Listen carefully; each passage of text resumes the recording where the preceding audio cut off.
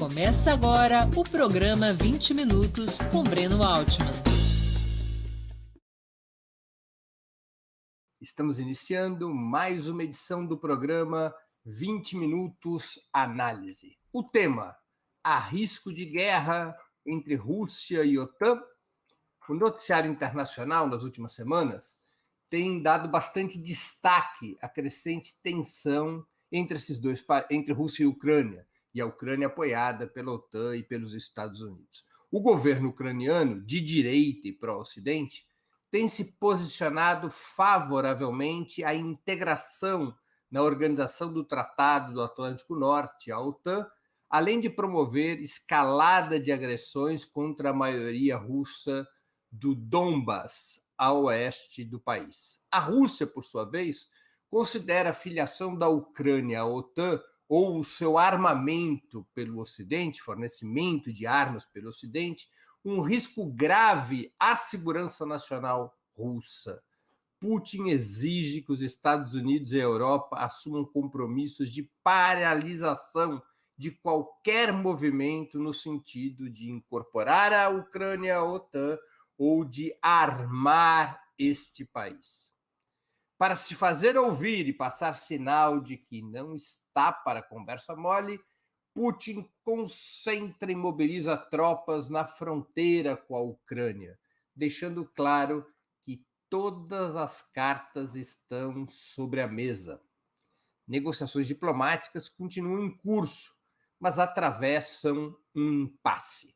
A Casa Branca, que efetivamente comanda a OTAN, segue inflexível na defesa daquilo que chamam de autodeterminação ucraniana e em se incorporar a qualquer tratado de defesa, mesmo que isso viole compromissos estabelecidos desde o final da União Soviética. Essa perigosa encrenca será o nosso tema de hoje. Vamos ao trabalho. O imbróglio entre Rússia e Ucrânia teve início com a dissolução da União Soviética, em dezembro de 1991.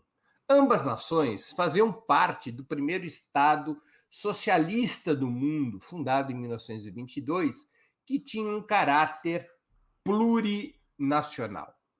Nessas condições, os dois países, Rússia e Ucrânia, partilhavam infraestruturas, incluindo instalações militares e armamento nuclear. Além disso, os laços entre as duas nacionalidades são muito antigos e intrincados.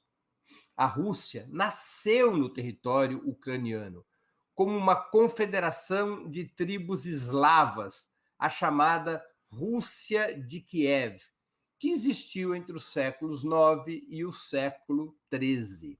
Essa confederação seria desbaratada na década de 1240, com a invasão mongol. A Rússia seria recomposta e reunificada de forma paulatina e a partir da liderança de Moscou na luta contra os invasores mongóis, até se consolidar como um império em 1721. Incorporando os povos e territórios ucranianos. Desde a fragmentação no século XIII, provocada pela invasão mongol e a destruição da Rússia de Kiev, a Ucrânia deixou de existir como nação e só viria a ressurgir a partir da Revolução Russa de 17, que a reconheceu como uma das repúblicas soviéticas. Viria a existir como Estado-nação, de forma totalmente independente, apenas com a dissolução da própria União Soviética em 1991. Portanto, estamos falando de um Estado-nação, a Ucrânia, bastante novo. País com cerca de 45 milhões de habitantes e terceiro maior exportador de grãos do mundo, a Ucrânia é um país industrializado e herdou do período soviético uma poderosa indústria aeronáutica e de equipamentos industriais. Logo após o fim da União Soviética, a Ucrânia experimentou uma tremenda queda de sua economia, perdendo 60% do PIB entre 1991 e 1999, após uma série de reformas liberais. Também sucumbiram serviços públicos, direitos trabalhistas e uma série de instrumentos construídos no período soviético para a seguridade social. Do ponto de vista político, o país passou a viver o conflito entre dois blocos internos. Um deles mais favorável à integração europeia e à aliança com o Ocidente, bloco esse liderado pelos setores financeiro e do agronegócio da nova burguesia ucraniana, surgida da restauração capitalista, e outro bloco mais inclinado à aproximação com a Rússia de Putin, cuja liderança era ocupada por frações da antiga tecnocracia civil e militar, além de frações burguesas mais tradicionais, protecionistas e vinculadas ao mercado interno. As forças de esquerda, relativamente enfraquecidas depois do final da União Soviética e o colapso do socialismo, as forças de esquerda se dividiam entre esses dois blocos, embora a mais poderosa dessas organizações, o Partido Comunista da Ucrânia, fundado em 1993 e que chegou a ter 25% dos votos em 1998 e 13% em 2012, o Partido Comunista claramente faz parte do bloco favorável à aliança com a Rússia e se opõe ao bloco liberal, ocidental, de direita, que é europeísta. Essas duas correntes foram se alternando no governo entre 1991 e 2014. Até 2018, a Ucrânia faria parte da comunidade de estados independentes, que agrupa a maioria dos países ex-soviéticos. Em 2018, repito, se afastaria dessa entidade. Situada em um espaço geográfico estratégico, vou pedir aqui à produção que coloque o mapa na tela, situada em um espaço geográfico estratégico de transição entre a Rússia e o Ocidente, como vocês podem ver, ou seja, a Ucrânia tem uma longa fronteira com a Rússia e com a Bielorrússia, e ela é a porta de entrada para Polônia, Hungria, Romênia, Moldávia, que é a aproximação entre o leste europeu e o Ocidente. Portanto, repito, está situada num espaço geográfico muito estratégico, de transição entre a Rússia e o Ocidente. Nessas condições, a Ucrânia herdou da União Soviética uma força militar de 780 mil soldados e o maior arsenal nuclear do mundo. Ao assinar o Tratado de Redução Estratégica de Armas, chamado em inglês por sua sigla de START 1, em maio de 92, no entanto, a Ucrânia se comprometeu a entregar todas as suas armas nucleares para a Rússia e se juntar em seguida ao Tratado de Não Proliferação de Armas Nucleares. Desde 1996, a Ucrânia não possui mais esse tipo de armamento e suas tropas foram reduzidas a 400 mil soldados. Esta política de desarmamento da Ucrânia foi uma das exigências permanentes da Rússia para a salvaguarda de sua segurança, cuja lógica é impedir que os países vizinhos possam servir de trampolim a potências inimigas. Outra das exigências históricas da Rússia, desde os primeiros momentos pós-soviéticos, foi o compromisso da OTAN em se manter nas suas fronteiras originais, sem se expandir para o leste europeu e sem promover uma corrida armamentista da Ucrânia e de outras nações ex-soviéticas contra a Rússia.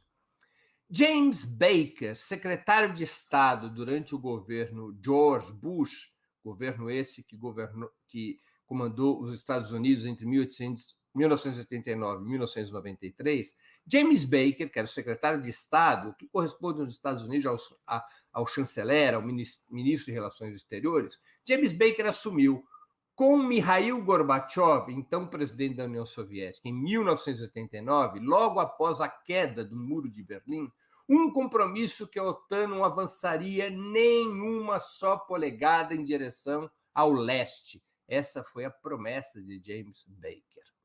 O último líder soviético, estranhamente, jamais exigiu que essa promessa virasse um tratado diplomático. No entanto, desde então, alguns dos países antes pertencentes à União Soviética ingressaram na OTAN, como é o caso da Estônia, Letônia e da Lituânia, países bálticos. Também se incorporaram à OTAN Polônia, República Tcheca, Romênia, Hungria e Bulgária, todas essas nações que faziam parte do campo socialista, do outrora campo socialista. Os Estados Unidos e a Europa abertamente viraram as costas às promessas feitas aos soviéticos e à própria Rússia no início dos anos 90.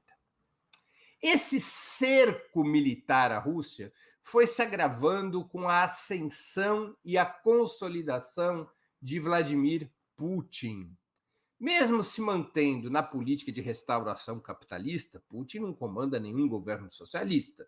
É um governo que se mantém na política de restauração capitalista. Ainda assim, o ex-prefeito de São Petersburgo chegou ao Kremlin disposto a romper com o modelo de subordinação ao Ocidente implementado por seu antecessor Boris Yeltsin. Este objetivo levou-o a uma ampla reorganização do Estado, voltada para o seu fortalecimento político, militar e econômico, abandonando as políticas neoliberais. Putin reduziu drasticamente a autonomia dos grupos empresariais, incorporando-os a um capitalismo de Estado. Retomou o controle, direto ou indireto, das principais cadeias produtivas, especialmente a do petróleo e gás, a mais importante da Rússia. Recuperou serviços públicos, elevou a renda salarial e resgatou mecanismos de arbitragem pública sobre as relações de trabalho. Nos cálculos dos Estados Unidos e da OTAN, com Putin, a Rússia voltou a ser um inimigo, ainda mais com a aceleração do desenvolvimento chinês e a progressiva associação entre os dois estados, entre Rússia e China. Essa perspectiva estratégica de isolar e enfraquecer a Rússia de Putin ganhou novos contornos exatamente a partir da Ucrânia, em 2014. Ainda que a intervenção do Ocidente tenha sido permanente nos assuntos internos da Ucrânia, desde os anos 90, buscando favorecer a corrente liberal contra a corrente favorável à aliança com a Rússia, há 8 anos essa interferência passou a ser decisiva, exatamente em 2014. O governo de então, de Viktor Yanukovych, presidente eleito em 2010, próximo à Rússia, o governo de Viktor Yanukovych se recusaria a assinar, no final de 2013, um acordo de adesão à União Europeia. Os liberais, apoiados por grupos de extrema-direita, alguns abertamente neonazistas, lançam um movimento de protesto contra a decisão presidencial, ainda no final do ano de 2013.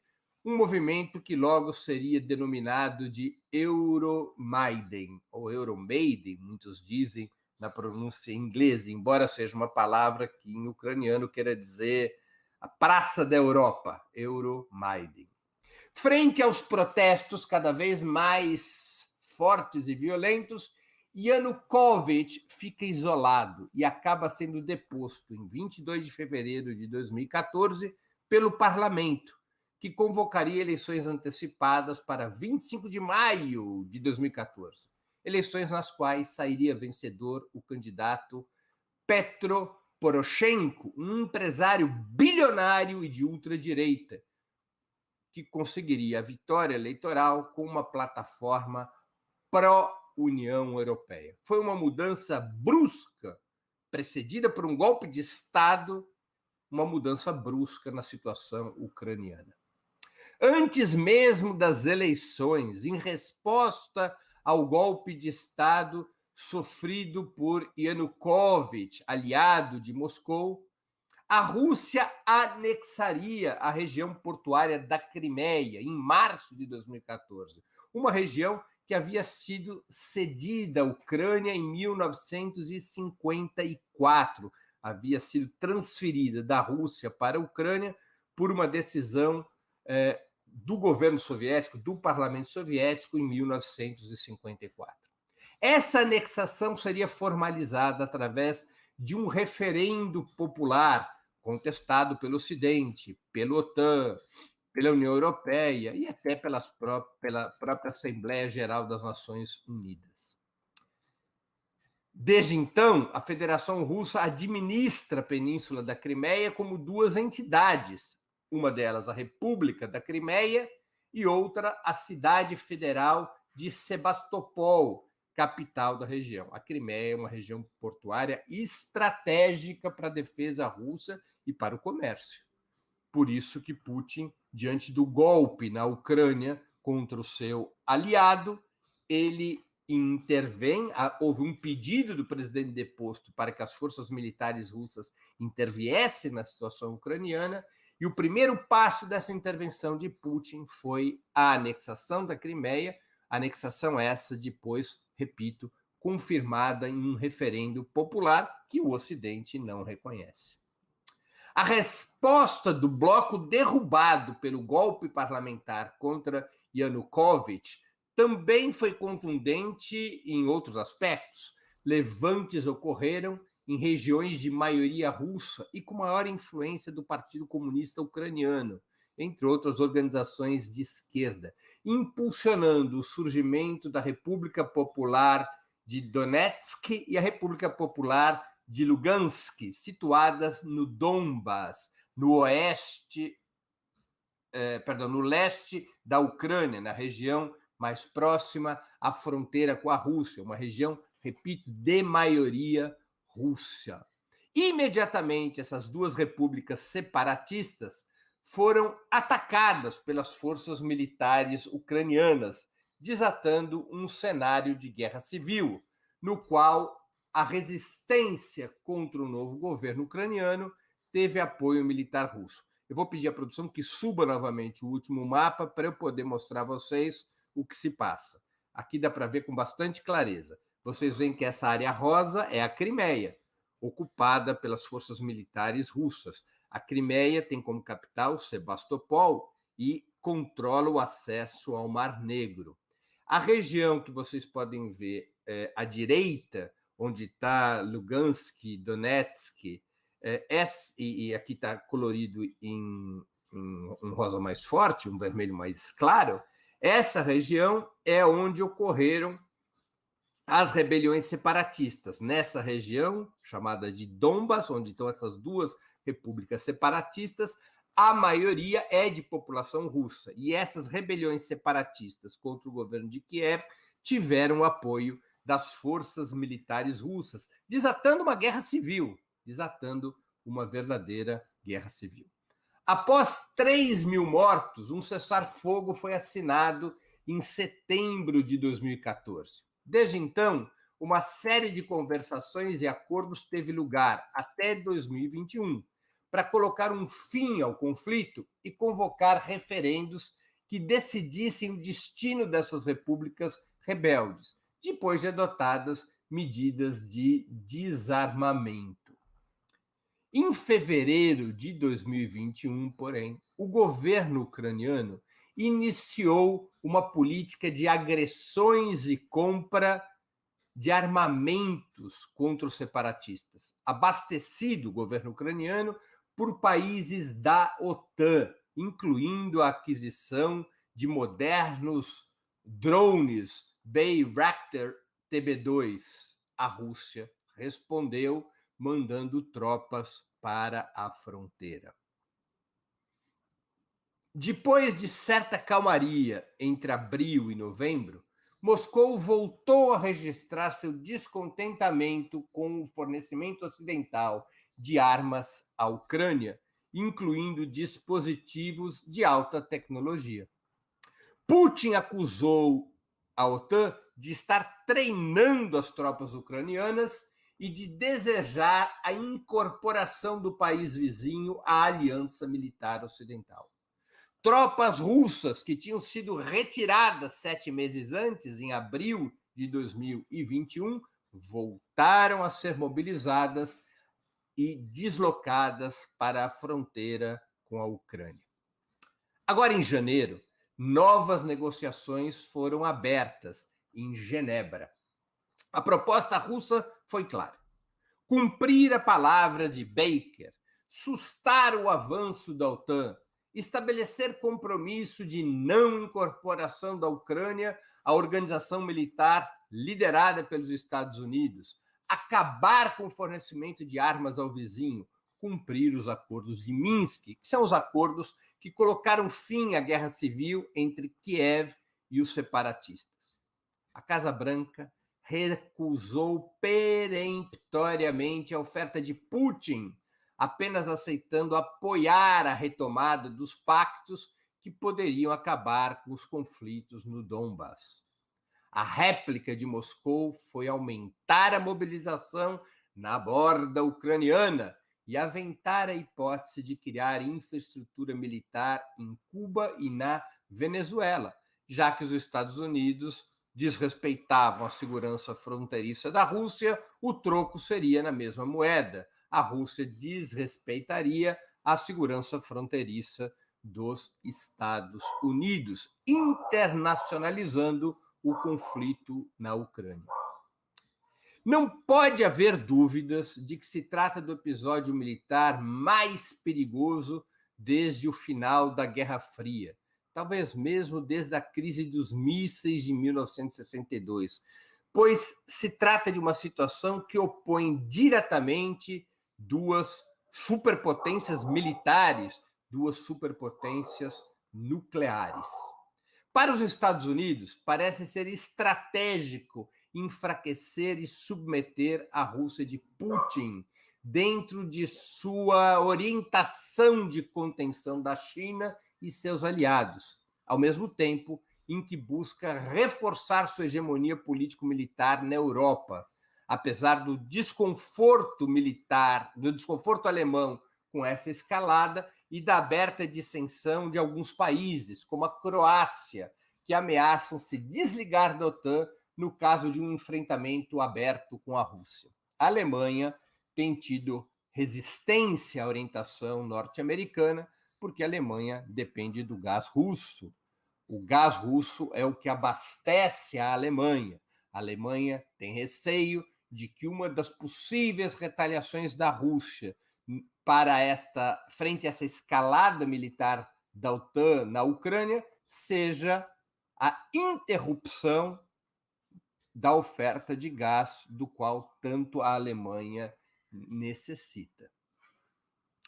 Para a Rússia, está em jogo sua segurança, sua liderança sobre os países ex-soviéticos e sua recuperação como potência soberana. A pergunta que todos fazem, todos os que acompanham essa situação, é: quem piscará primeiro? Quem cederá para que haja um acordo e o conflito, um possível conflito militar na Ucrânia seja evitado? Ou não haverá acordo e viveremos um conflito militar, ainda que regional? Essa é uma pergunta que ainda não está respondida. O fato é que na Ucrânia se trava hoje uma batalha estratégica, talvez seja a primeira batalha estratégica da nova Guerra Fria. Desta batalha na Ucrânia, desta situação na Ucrânia, sairá mais forte o bloco liderado por China e Rússia, ou sairá mais forte o bloco liderado pelos Estados Unidos. É um episódio de relevante importância no novo conflito geopolítico que tem marcado o nosso planeta. Muito obrigado pela atenção. Antes de passar as perguntas, gostaria de anunciar o 20 minutos de amanhã, quarta-feira, dia 2 de fevereiro, às 11 horas. Irei entrevistar o advogado Marco Aurélio de Carvalho, coordenador do grupo Prerrogativas. O tema: como reformar o sistema de justiça. Será uma conversa sobre medidas que poderiam ser propostas para os graves problemas do funcionamento do Poder Judiciário, do Ministério Público e da Polícia Federal, especialmente revelados durante a Operação Lava Jato. Amanhã, 2 de fevereiro, às 11 horas. Não percam! Aproveito também para pedir novamente que vocês contribuam financeiramente com o nosso projeto. Lembrem-se, há 4 formas de fazê-lo. A primeira é a assinatura solidária em nosso site www.operamundi.com.br/apoio. Eu vou repetir, www.operamundi.com.br/apoio. A segunda é se tornando membro pagante de nosso canal no YouTube, clicando em Seja Membro. A terceira é contribuindo agora mesmo com o Superchat ou Super Sticker. A quarta é através do Pix. Nossa chave é apoie@operamundi.com.br. Vou repeti-la. apoie@operamundi.com.br. Nossa razão social é Última Instância Editorial Limitada. Vamos aqui às questões. João PS Luz, que contribuiu com 5 reais de superchat, eu agradeço ao João Luz. Qual a posição do PC russo? Neste episódio, nesse caso, a posição do PC russo é alinhada com o governo de Putin. É uma posição de apoio às repúblicas separatistas do Donbas, é uma política contrária à incorporação da Ucrânia à OTAN, é uma posição contrária ao fornecimento de armas do Ocidente à Ucrânia, é uma posição contrária ao governo de Kiev, um governo, repito, de direita, pró-Ocidente e que abriga ou que conta com o apoio de grupos neonazistas. É um governo que sucede o governo de Poroshenko e é um governo que tem a ver com aquela revolta pró-Ocidente ocorrida em 2014, que levou ao golpe de Estado que derrubou o governo aliado à Rússia. Raimundo Vasconcelos sugere que a gente assista o vídeo Donbas, Panorama Histórico. Boa sugestão, Raimundo, obrigado pelo superchat. O Klinger Souza, que é membro do nosso canal há 1 ano, ele comenta e pergunta: a questão para a Ucrânia é escolher entre a tutela da União Europeia ou a tutela da Rússia? Há espaço para a soberania do Estado ucraniano? Olha, Klinger, eu diria que, dadas as condições geopolíticas, a Ucrânia tem a possibilidade do que na geopolítica se chama de soberania limitada. Ela pode fazer o que bem lhe entender no que diz respeito aos seus assuntos internos. Portanto, ela tem o direito de exercer a autodeterminação frente às demais nações. Agora, a Ucrânia, pela sua localização estratégica, ela não pode se transformar, de acordo com o pacto estabelecido na dissolução da União Soviética, ela não pode se transformar em trampolim militar para a OTAN. Ela não pode se transformar numa potência militar. Portanto, ela não pode se incorporar à OTAN, tampouco irá se incorporar a uma aliança militar russa. A Rússia não reivindica que a Ucrânia esteja sob sua tutela militar. A Rússia não exige que a Ucrânia seja, digamos, um peão no seu jogo militar. O que a Rússia não aceita é que a Ucrânia seja um peão no jogo militar do Ocidente. Portanto, eu não vejo essa simetria, tutela da União Europeia ou tutela da Rússia. A Rússia não tem buscado, até o presente momento, embora possa fazê-lo como retaliação à OTAN, a Rússia não tem reivindicado tutela sobre a Ucrânia. A Rússia, o que fez foi anexar a Crimeia, que era uma região originalmente russa e que desempenha um papel estratégico. No caso de perder a aliança com a Ucrânia, o que efetivamente vem acontecendo. A Ucrânia saiu da comunidade de estados independentes, na Ucrânia se derrubou por um golpe parlamentar um presidente aliado à Rússia. No caso de se perder no caso de se perder a Ucrânia, a Rússia não pode perder o acesso ao Mar Negro, o principal acesso ao Mar Negro, que ocorre pela Crimeia. E, portanto, a Rússia interveio militarmente depois do golpe de Estado de fevereiro de 2014 e promoveu um referendo. Há uma maioria russa na região da Crimeia, que inclui a capital, né, Sebastopol, importante capital, importante cidade. A Rússia promoveu um referendo e a maioria dos cidadãos da Crimeia decidiram pela anexação. A Rússia apoiou também os separatistas do Donbas, que é uma pequena região de maioria russa, que se contrapôs a um governo claramente antirrusso em Kiev, um governo de direita e um governo antirrusso. Agora, a Rússia não está reivindicando tutela sobre a Ucrânia. Ao contrário, nos acordos de Minsk, a Rússia aceitou que a situação das repúblicas separatistas seja decidida pelos seus próprios habitantes através de referendo. Se no referendo for votado a reincorporação à Ucrânia, a Rússia afirma que acatará o resultado. E, repito, a Rússia não demanda a incorporação militar da Ucrânia a qualquer tipo de aliança, ao contrário do que está fazendo a OTAN. A OTAN está operando a Ucrânia como uma peça no seu jogo contra a Rússia, por tabela contra a China. Né? Então, aí o que se trata, para concluir, Klinger, não é se a Ucrânia será uma peça militar da OTAN ou se ela será uma peça militar russa. A Rússia não reivindica que a Ucrânia seja uma peça militar sua. O que a Rússia reivindica é que a Ucrânia seja um país soberano e independente, mas desarmado e sem estar incorporado a uma aliança militar potencialmente inimiga de Moscou. Então, o que está em jogo é se a Ucrânia será ou não um peão militar da OTAN. Essa é a questão que está em jogo, no meu ponto de vista, obviamente. Espero ter podido responder adequadamente a sua questão. Vamos aqui privilegiar outras. O Raimundo Vasconcelos contribui com o Superchat, novamente, R$5, e pergunta: há risco de uma provocação ucraniana durante os Jogos Olímpicos? A exemplo da Geórgia em 2008, na Ossétia do Sul, foi quando teve a guerra civil na Geórgia. Olha,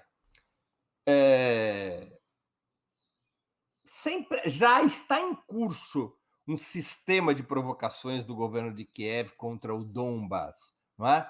Grupos extremistas, milícias vinculadas ao governo de Kiev, têm feito ataques dentro das repúblicas separatistas. Isso vem ocorrendo desde o ano passado. Há uma escalada promovida pelo governo de Kiev, possivelmente de comum acordo com a OTAN, exatamente para criar uma situação de tensão. Kiev considera que a Rússia vai piscar e que, portanto, a Ucrânia poderá se incorporar à OTAN. Esse é o mesmo raciocínio que possivelmente tem os Estados Unidos, e que a Rússia irá piscar e que a Ucrânia poderá ser um parceiro militar do Ocidente, criando um grande embaraço estratégico para a Rússia. Diante desta leitura que aparentemente faz o governo de Kiev, Raimundo, já começaram as provocações. A resposta de Putin, por enquanto, foi moderada. Putin não interveio na Ucrânia, ele mobilizou tropas para a fronteira, sinalizando que poderá dar novos passos se não houver recuo por parte do governo de Kiev, por parte da OTAN e por parte dos Estados Unidos. É muito claro, são muito claros os sinais que Putin passa em relação a isso. Agora, as provocações já estão em curso. Ao longo de 2021, nós tivemos várias situações de provocação. E não há provocação maior do que o fornecimento de armas sofisticadas à Ucrânia, que nos últimos meses tem crescido assustadoramente. Assustadoramente. Especialmente os britânicos têm fornecido muitas armas ao governo ucraniano. A OTAN tem treinado as tropas ucranianas, tem modernizado as tropas ucranianas. Isso é a maior provocação que pode haver contra a Rússia. Basta olharmos novamente para aquele mapa que eu mostrei na tela. Ou seja, a Ucrânia incorporada à OTAN, ela oferece um risco enorme à Rússia. Veja a proximidade que significa em relação ao coração russo, tanto Moscou quanto São Petersburgo. Infelizmente, não estão sinalizados no mapa Moscou e São Petersburgo, mas a Ucrânia, como parte da OTAN, oferece um enorme perigo militar para a Rússia. Significa dizer mísseis que chegariam a Moscou e São Petersburgo e outras importantes cidades russas em minutos.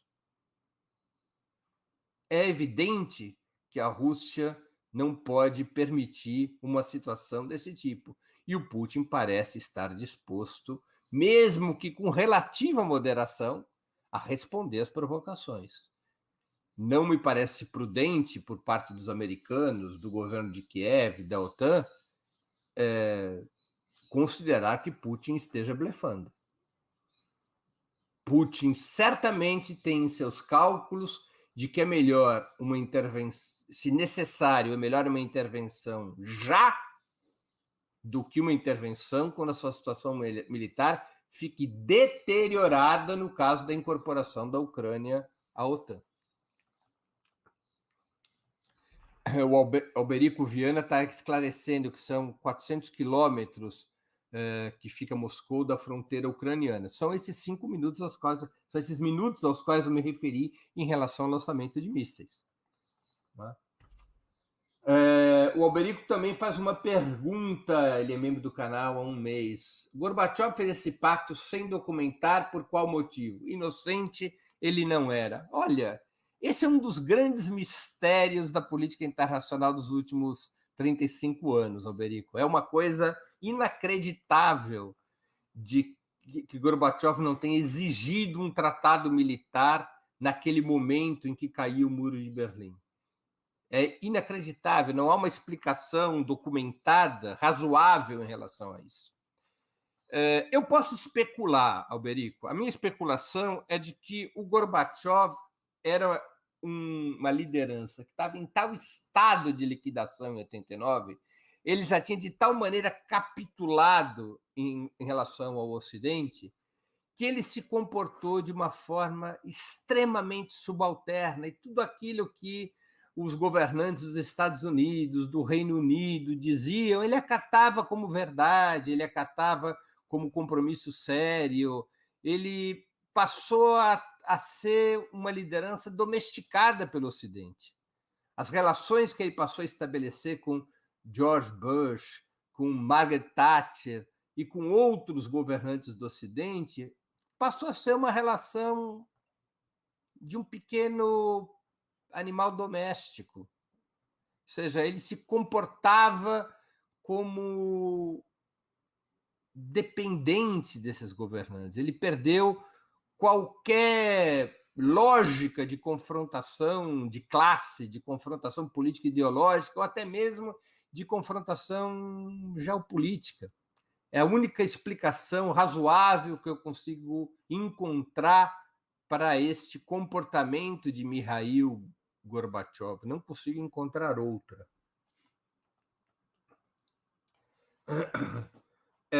Resistente Vermelho contribui com R$2 para o Superchat. Pergunta: Kiev tem pretensão de retomar a Crimeia e Donetsk?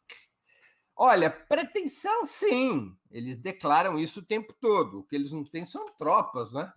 Porque, especialmente a Crimeia, como é que a Ucrânia vai retomar no atual estado da arte? Como é que a Ucrânia vai retomar a Crimeia da Rússia? Não tem força militar para isso, né? Agora, armada pela OTAN, treinada pela OTAN, modernizada suas forças armadas pela OTAN, incorporada à OTAN, o governo de Kiev pode se sentir com autoridade, com força suficiente para uma aventura desse tipo. Eu não descartaria, embora não esteja em curso nenhum movimento dessa natureza. Não é? De certa maneira, há um pacto entre o Ocidente, a OTAN e a direita ucraniana, que está no governo, repito, há um pacto de se contrapor à anexação da Crimeia através de sanções econômicas e não através de ações militares. Esse pacto tem sido cumprido. Os ataques às provocações ucranianas, movimentadas pelo governo de Kiev, elas dizem respeito mais a essas regiões separatistas, né? Que se situam no Donbass, incluindo a República de Donetsk. Aí sim há provocações. Aí sim essas provocações podem estar expressando um desejo ucraniano de retomar essas repúblicas à força, desde que conte com a proteção da OTAN para isso. Né? São regiões sob maioria russa, são regiões que contam com armas russas, são regiões que contam com a solidariedade russa, embora a Rússia acate, tenha firmado, tenha assinado os acordos de Minsk que prevêem referendos para que o povo decida se as repúblicas rebeldes do Donbass elas se manterão separadas da Ucrânia ou se elas serão reincorporadas à Ucrânia e com que grau de autonomia. Então, a Rússia respeita essa decisão. E na proposta que o Putin fez agora nas negociações em janeiro em Genebra, ele salienta isso. Vamos respeitar os acordos de Minsk, Minsk I e Minsk II, que prevêem esses referendos. Agora, há movimentos na Ucrânia, e esses movimentos da Ucrânia seria ingenuidade supor que ocorram sem o beneplácito da OTAN e dos Estados Unidos, há movimentos de provocação da Ucrânia em relação às repúblicas separatistas que podem anunciar alguma futura ação militar. Vamos supor, apenas como hipótese, Resistente Vermelho, gostei do nome, Resistente Vermelho. Apenas como hipótese, vamos supor que a Rússia pisque, que ela dê sinais de que ela vai até um certo limite no embate para que a Ucrânia não se incorpore à OTAN e para que a Ucrânia não seja armada pelo Ocidente. Vamos supor que a Rússia dê sinais de que, ao fim e ao cabo, sua reação será apenas diplomática em relação à incorporação da Ucrânia à OTAN. A Ucrânia, o governo reacionário de Kiev, pode se sentir forte o suficiente nessas condições para desencadear um ataque às repúblicas separatistas. Eu não descartaria esse risco, Resistente Vermelho. Vamos ver se a gente tem mais alguma questão. Bom, há alguns outros temas. Aqui o Gilberto Cunha pergunta: Breno, tudo isso não é interesse dos estadunidenses de fortalecerem sua economia vendendo armas? Também há isso, embora não seja o elemento principal, não é? Nesse momento. Ela tem um peso, mas há uma questão geopolítica que transcende a venda de armas nesse momento. Os Estados Unidos, vou aqui repetir o que eu disse na minha exposição, eles querem subjugar a Rússia. A Rússia, simplificando, hoje é uma espécie de braço armado da China. A Rússia tem o segundo poderio militar do planeta é russo, em termos convencionais e em termos nucleares. Apenas a Rússia, militarmente, rivaliza com os Estados Unidos. Os Estados Unidos continua a ser uma potência militar de grande envergadura, tanto em termos marítimos, aéreos e terrestres, quanto em termos nucleares. O único país que rivaliza com os Estados Unidos, por hora, é a Rússia. Então, subjugar a Rússia, desmoralizar a Rússia, criar uma situação de insegurança estratégica para a Rússia a partir da incorporação da Ucrânia à OTAN, são todos passos importantes nesse cenário internacional de polarização entre os Estados Unidos e a China. Creio que estes fatores de condução geopolítica, neste momento, eles têm mais relevância do que os objetivos econômicos, os objetivos de fortalecimento da indústria militar norte-americana. A Linda Lince contribui com R$ 15. Agradeço a Linda pela contribuição através do Superchat. Ela diz: vamos eleger o Lula para fortalecer o BRICS. Muito bem. Isso ajuda a situação internacional. Quanto mais governos progressistas e contra-hegemônicos existirem no mundo, especialmente num país importante como o Brasil, melhor para o cenário internacional, porque vai isolando as forças imperialistas, vai isolando políticas imperialistas. Então, Linda, estou de acordo aqui com o seu comentário, oxalá isso venha a acontecer. Aí temos aqui uma outra questão levantada pelo Mendel Barreto. Breno, dada a posição alemã e as conhecidas propostas de Paris em criar uma força europeia além da OTAN, você acha que isso pode se tornar real? Não vejo nenhuma chance disso acontecer. Nenhuma chance. Primeiro que propostas de Paris não devem ser nunca levadas a sério, porque a França ela é um jogador que não se dá o respeito, né? Vamos lá, a França teve lá seu peso na época do De Gaulle, o De Gaulle tinha um certo discurso independentista, naquela época ele evitou a filiação da França à OTAN, mas a França ela é uma peça de pouca relevância nesse tabuleiro. Nesse tabuleiro contam os Estados Unidos em primeiro lugar, em termos europeus, contam o Reino Unido, que tem um peso militar. A Alemanha também é um anão político-militar, né? Os Estados Unidos, claro, eles gostariam de ver a Europa unida sob a sua batuta, gostariam de ver a Europa reforçando a hegemonia político-militar da Casa Branca na região, nesta polarização contra a Rússia e China. Atrapalha a dissensão alemã, a certa resistência alemã frente à possibilidade de um confronto na Ucrânia, mas se a história valer de alguma coisa, os Estados Unidos sabem como a burguesia europeia vai se comportar, seja o seu braço mais conservador, formado pelos partidos de direita, seja a social-democracia europeia. Ao fim e ao cabo, essas duas correntes da burguesia europeia se aliam sob o comando norte-americano. Não houve nenhum caso importante de dissensão nos últimos 70, 80 anos. Nenhum caso importante. Houve rusgas aqui e acolá, divergências, mas não vejo possibilidades, enquanto os partidos tradicionais governarem os países europeus, eu não vejo possibilidade de uma cisão da OTAN, como é a hipótese que você aventa, muito menos comandada pela França. A França saiu muito desmoralizada da Segunda Guerra, né?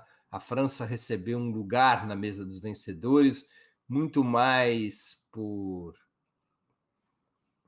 acertos e pressões entre os aliados que realmente contaram na guerra do que por ter revelado força própria naquele episódio da história da humanidade, né? O que contou ali era Estados Unidos, Rússia e Inglaterra, né? E o que conta para efeito da OTAN são Estados Unidos e Inglaterra. E a Inglaterra geopoliticamente, a Inglaterra funciona como um serviçal dos Estados Unidos. Com um governo conservador, como é hoje, com o festeiro Boris Johnson, ou com os sociais-democratas, com os trabalhistas.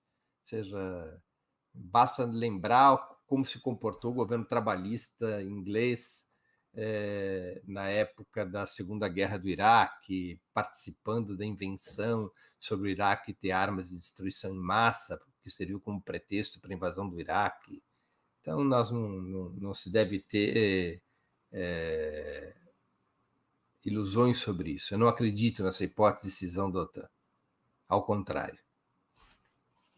Vamos ver aqui se temos mais questões. Aqui Sim, o Antônio Alves, que também contribuiu com o Superchat, ele apenas anunciou que contribuiu. Quero agradecer, Antônio Alves. Muito obrigado. Que sirva de iniciativa, que sirva de exemplo, e outros mais também tomem essa iniciativa de colaborar conosco. A Ana Letícia Martins pergunta, e a questão estratégica do gasoduto? Olha, Ana, isso é que faz com que a Alemanha relute em apoiar essa escalada norte-americana em relação à Ucrânia, essa escalada da OTAN em relação à Ucrânia, não é? Reluta porque a Alemanha, ela depende, inclusive para a substituição da energia por carvão, ela depende do gás fornecido pela Rússia, pelo Nord Stream 2, né? Pelo gasoduto que liga a Rússia à Europa. Então, a Alemanha tem medo de que a Rússia aperte o botão vermelho e diga, ok, vamos brincar de nos confrontar, acabou o fornecimento de gás. Tá? E a Rússia vai buscar outros mercados para o seu gás. Então, a Alemanha tem receios do que isso possa significar para a economia alemã.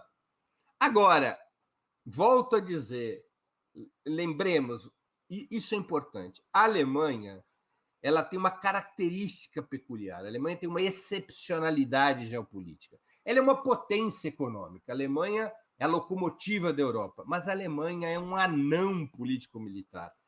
A Alemanha não conta no mundo político-militar. Não que ela não tenha exército, ela tem um exército até relativamente moderno, sofisticado, mas ela tem uma marca cravada a sangue nas suas costas. Nem mesmo seus aliados aceitam que a Alemanha tenha um papel maior do que o que ela tem hoje. Né? Nem mesmo os seus aliados, nem mesmo o Reino Unido, a França, os Estados Unidos aceitam que ela tenha um papel de maior relevância. Ela tem uma marca histórica. E essa marca histórica faz com que ela não pertença ao Conselho de Segurança, aos membros permanentes do Conselho de Segurança da ONU, faz com que a Alemanha tenha uma voz secundária, desproporcional, assimétrica ao seu peso econômico. E eu duvido que isso vá mudar. E a própria burguesia alemã, em termos militares, se comporta de uma maneira subordinada. O imperialismo alemão, ele foi, do ponto de vista militar, quebrado, domesticado. Um pouco o que aconteceu também com o imperialismo japonês. Derrotas brutais em guerra, como ocorreram na Segunda Guerra Mundial, elas não são em vão. Elas deixam cicatrizes, marcas, correlações de força por muitos e muitos anos. Então, a Alemanha ainda padece dessa situação.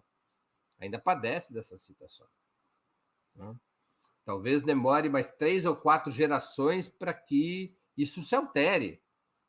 Por hora, é o que ocorre. A Alemanha vai gemer, a Alemanha vai divergir, a Alemanha vai chorar, a Alemanha vai fazer malcriação, mas no frigir dos ovos, a decisão americana na OTAN é a que conta e arrastará o conjunto da Europa.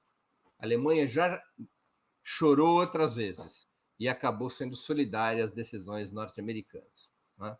Nós temos que levar em conta que o bloco imperialista, ele tem um comando, ainda possui um comando. Esse bloco não foi trincado, embora ele esteja desgastado, e a gente possa até dizer que ele é decadente. Mas ele tem um comando. Os Estados Unidos comandam um bloco imperialista. Tá? As divergências internas, as divergências são secundárias até o presente momento. Então, essa é a minha visão. Eu acho que com isso eu esgotei as perguntas. Agradeço a todos, especialmente aqueles que colaboraram financeiramente. Espero que o programa de hoje possa ter sido elucidativo sobre essa questão tão relevante no cenário internacional, que é o risco de guerra entre Rússia e a OTAN, em função da situação ucraniana. Agradeço a todos pela audiência e desejo um bom dia. Um abraço a todo mundo que hoje nos acompanhou.